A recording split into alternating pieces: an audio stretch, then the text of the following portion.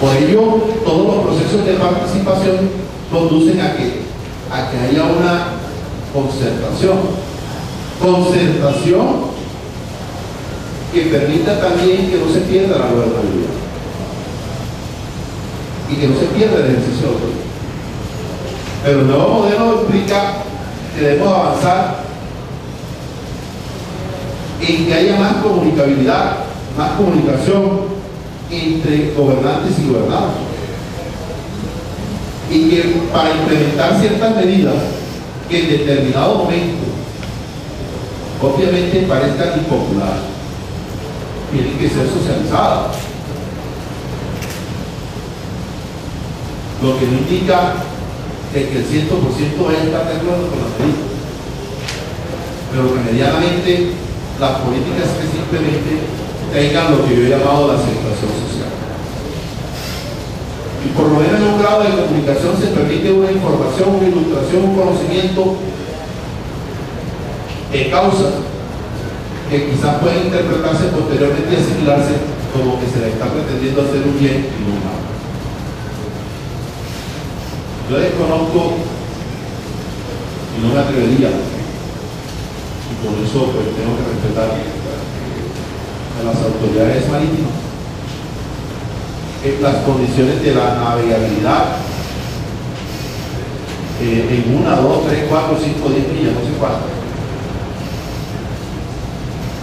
Pero desde luego que el llamado respetuoso que le haría a la autoridad marítima es a que vayamos implementando las medidas y ajustándolas, pero ojalá dentro de un proceso de participación que permita esa asimilación. En ocasiones esto genera como que si se quisiera imponer algo abruptamente, irresponsablemente, autoritariamente y a veces hasta ilegalmente. Se puede observar. Por ello, repito, ese nuevo esquema permite que dentro de un marco de una socialización y una participación, las autoridades interactúen con los afectados o con los gobernados o con los beneficiados para que estos tengan una mejor ilustración y tengan pues la aceptación de esta medida.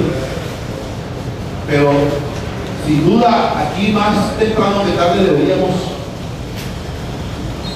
hablar de ese ordenamiento territorial e incluso mejorar las condiciones y propender, ¿por qué no?, impulsar las medidas que permitan que Colombia avance en el tema de una ley de costas que estamos muy avanzados con respecto a otros países y que ha sido un tema en el que lo que ha originado son enfrentamientos entre los gobiernos locales y las entidades nacionales. Y aquí tendríamos que hablar, independientemente, yo no sé si ya lo voy a ver, por lo menos a nivel de consejo,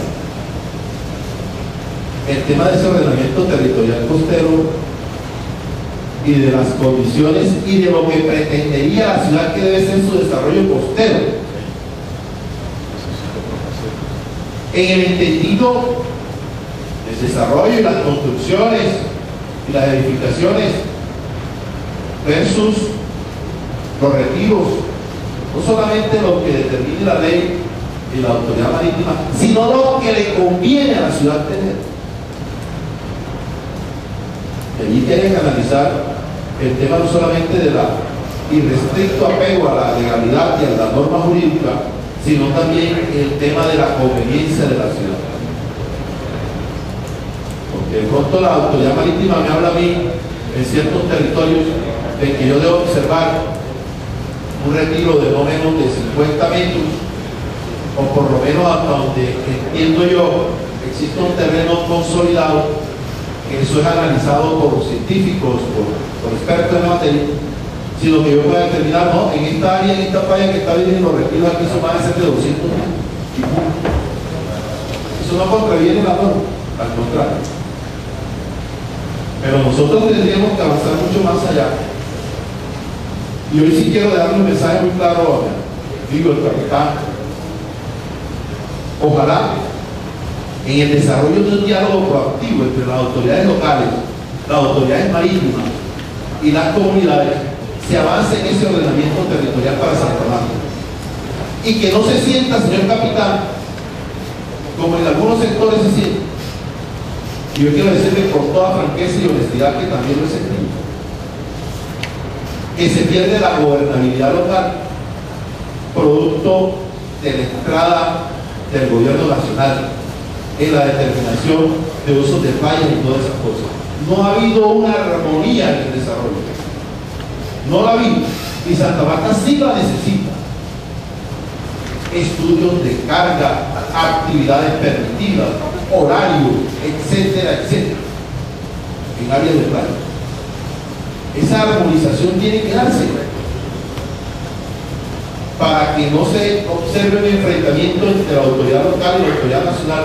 Debe ser lo mismo, sino que se observe que se está trabajando de la mano.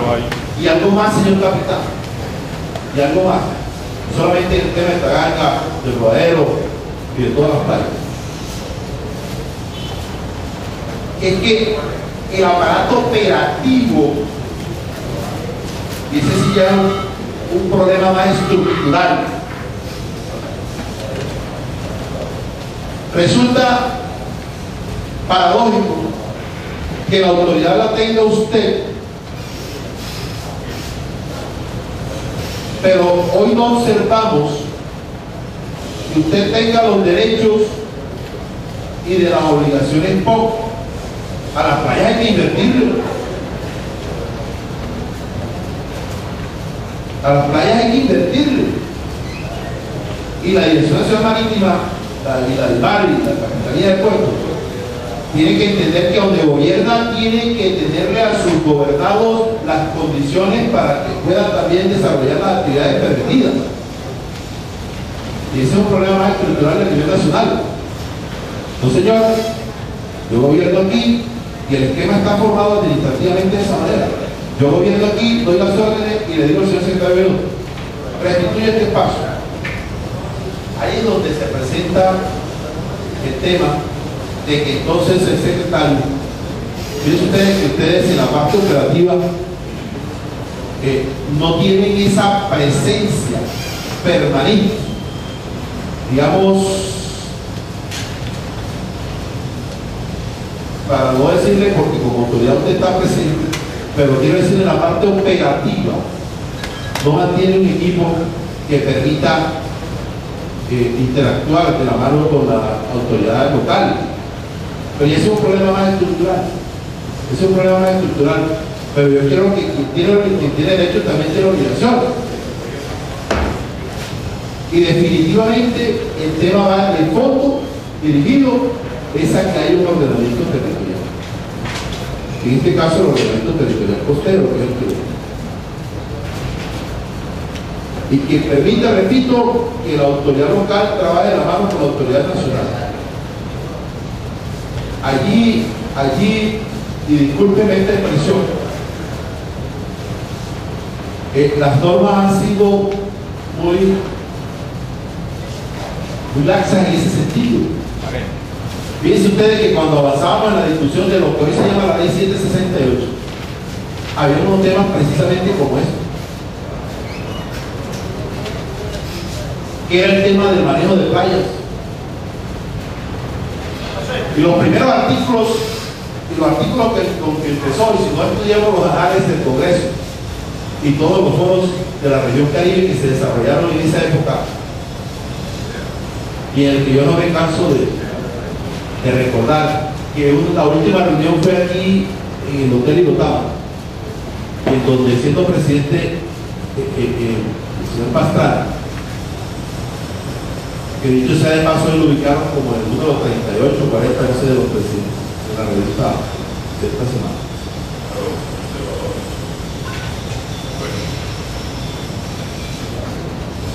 Y mandó el señor presidente Pastrana 5 ministros, nunca los había mandado para tratar los problemas de la ciudad, jamás, para escuchar a los usuarios las problemáticas. entre esos Juan Mayo, que era de la zona. Aquí en este consejo de la época fue declarado persona no grata, recuerden.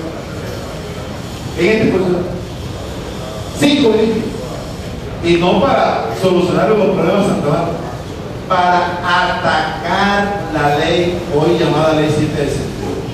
Mandaron la artillería pesada, porque es que la retórica de los primeros artículos de la Constitución de una república unitaria pero descentralizada, eso poco a poco. A él no le gustaba ese tema. Fue así que no pudieron, y al final el Congreso aprobó la ley y el señor lo aplicó. Entonces, esos temas, como el que hoy nos tiene aquí en esta corporación, esos temas más tempranos que tal tendremos que tocar y tendremos que llevar una gran discusión de fondo.